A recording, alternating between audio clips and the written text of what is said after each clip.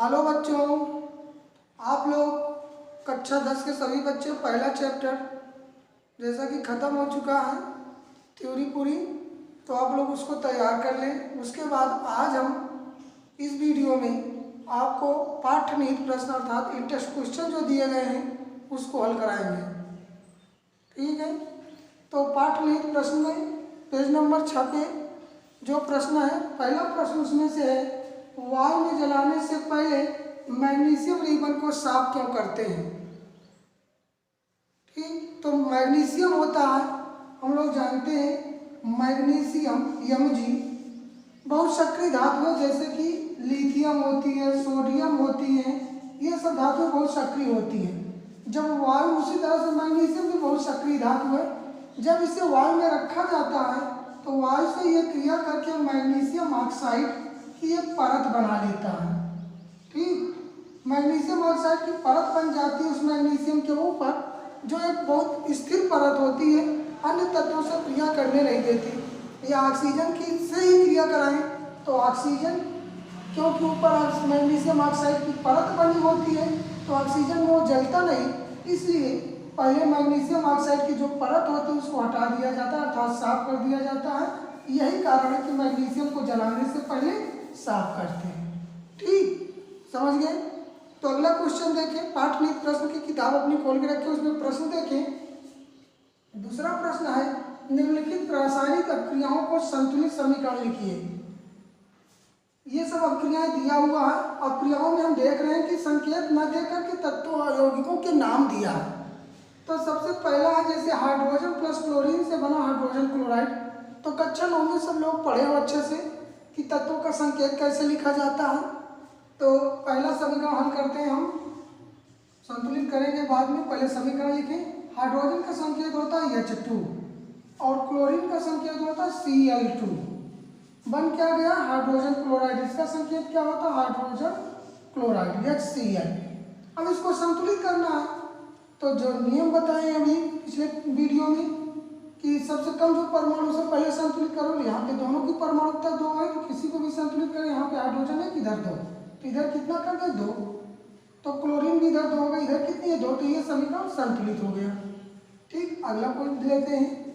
दूसरा समीकरण क्या है, बेरियम क्लोराइड। बेरियम क्लोराइड का सूत्र क्या होता है, BaCl2। सूत्र बनाना जानते हैं सब लोग, पिछले कक्षा 9 के पीरियड में पढ़े होंगे। और फिर उसके बाद एल्युमिनियम सल्फेट। एल्युमिनियम सल्फेट का सूत्र क्या होता है, Al2SO4 का होल थ्राइज। ठीक, तो बेरियम क्लोराइड और एल्युमिनियम सल्फेट का हम सूत्र लिख दिए।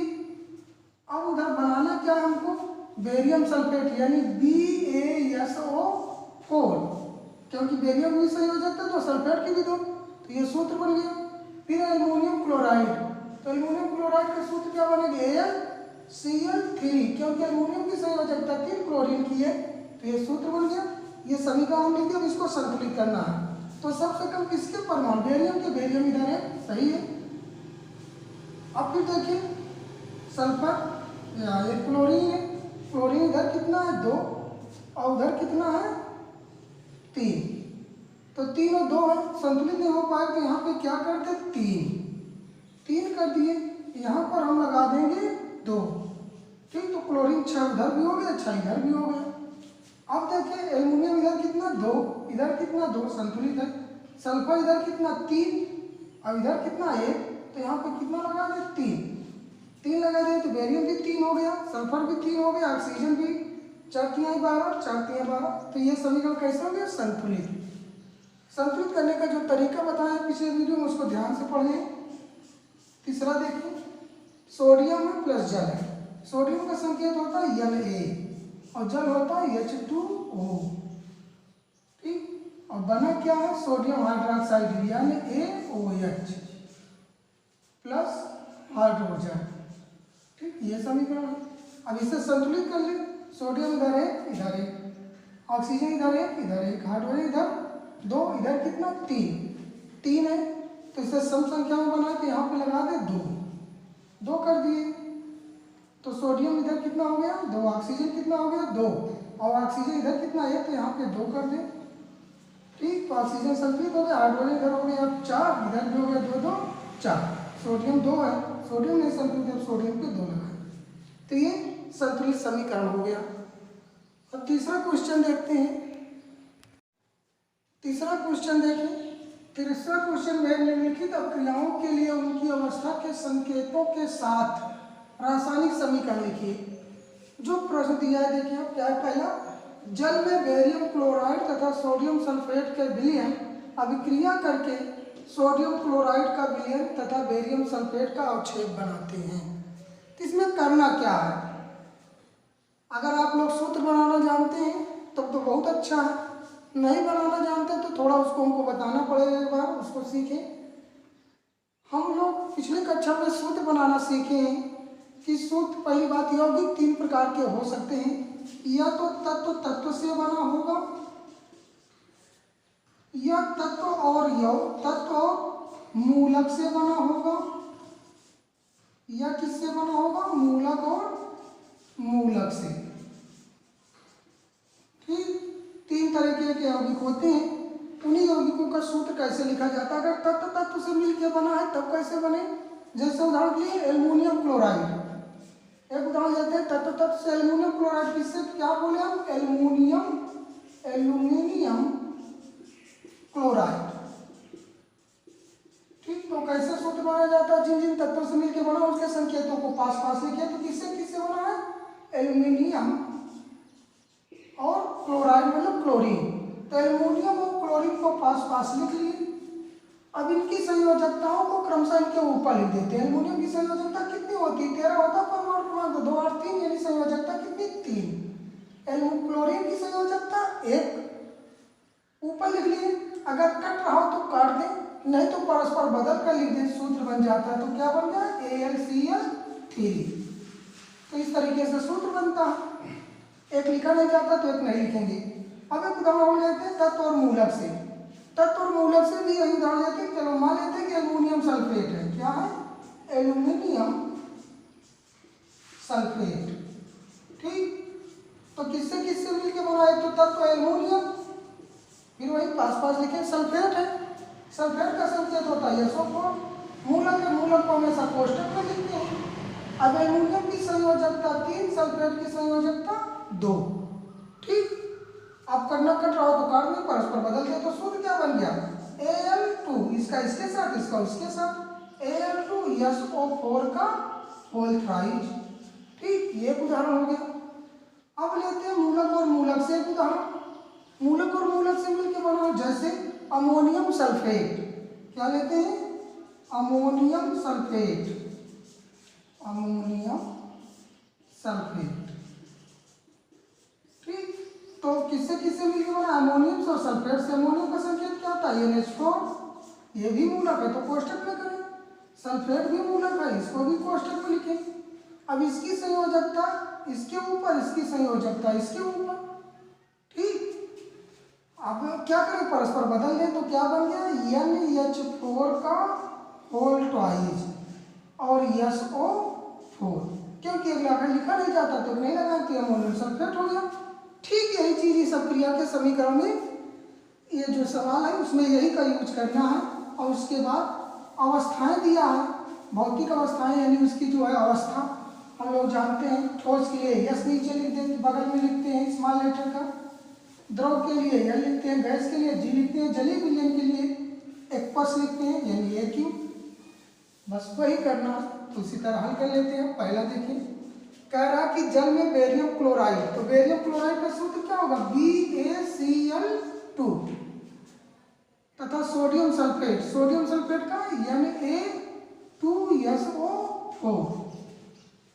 फिर बना क्या है वो लिख दे तीर के आगे। अब क्रिया करके कह रहा है सोडियम क्लोराइड यानी NaCl plus barium sulphate, barium sulphate. ये तो सूत्र लीजिए।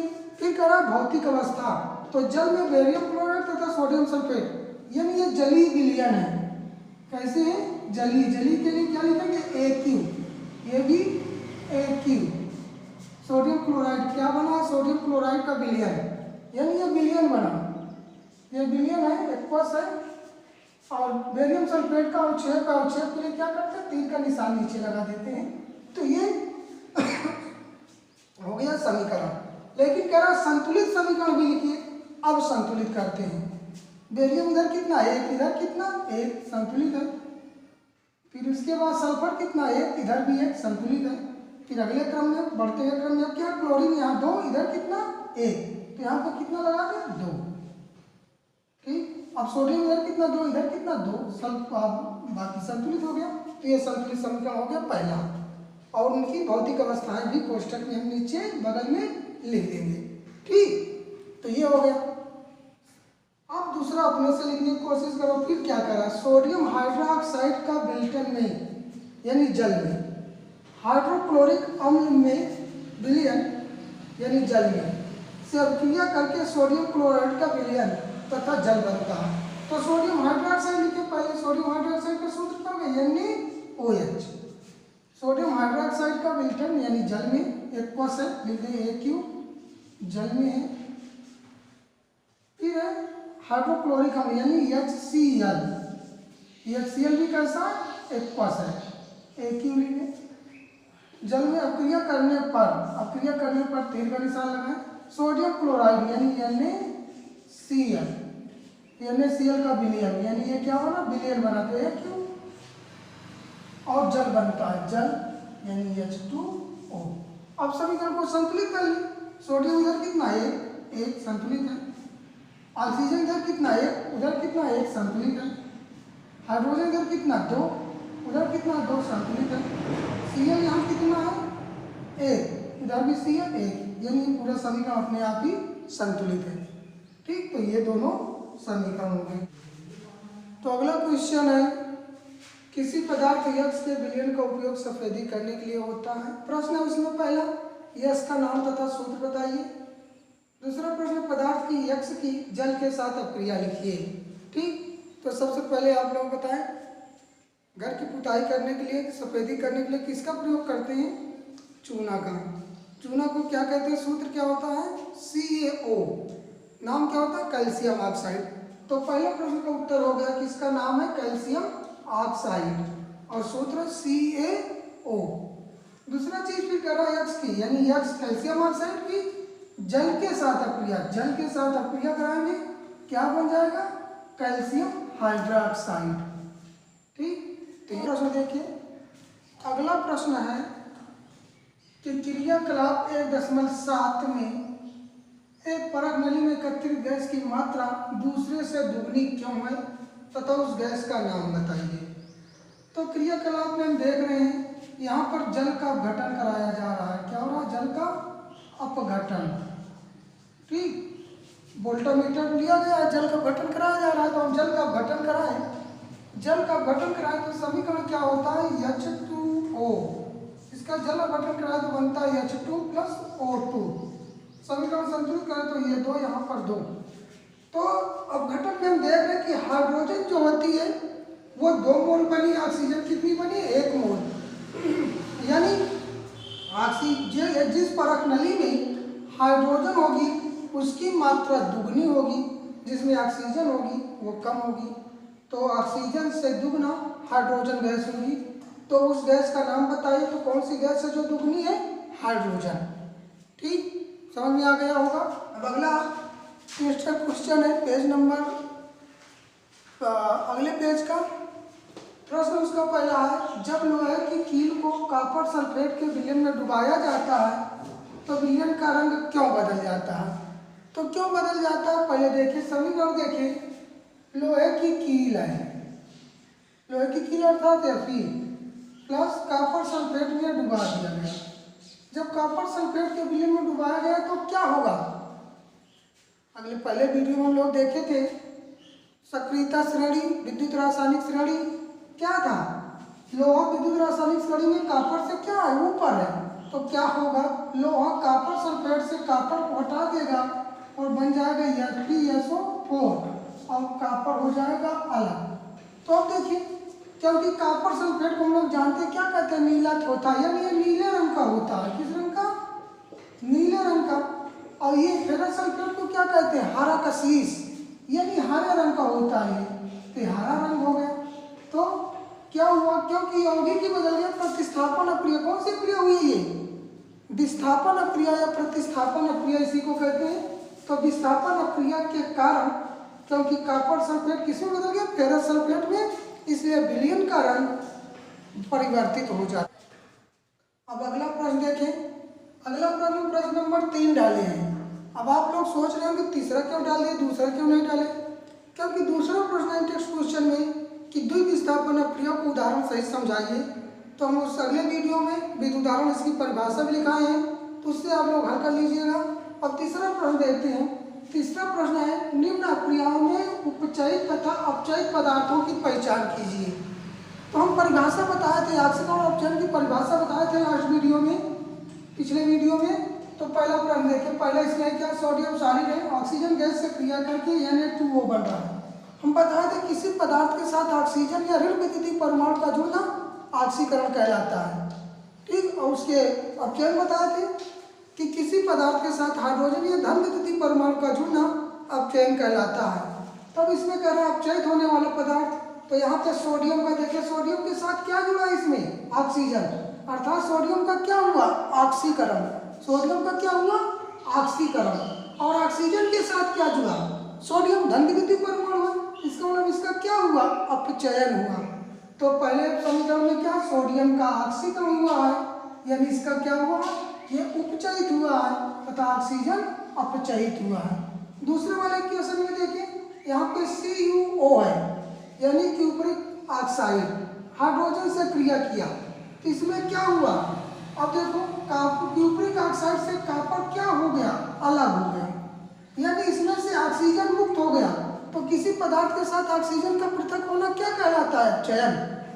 जैसे ऑक्सीजन का जुड़ना ऑक्सीकरण, तो पृथक होना उसी का उल्टा होता है अपचयन। तो यहाँ पर इसका क्या हुआ? अपचयन हुआ। ये इसमें क्या हो गया? यहाँ पे अपचयन। ठीक, और हाइड्रोजन के साथ देखो क्या जुड़ा? ऑक्सीजन, तो इसका क्या हुआ? यहाँ पे कौन सी क्रिया हुई? ऑक्सीकरण। ठीक, तो ये भी हो गया। तो सभी टेक्स्ट क्वेश्चन समाप्त हो गए हैं। अब आप लोग जितने भी एक्सरसाइज है, अभ्यास प्रश्न है, उसको करिएगा।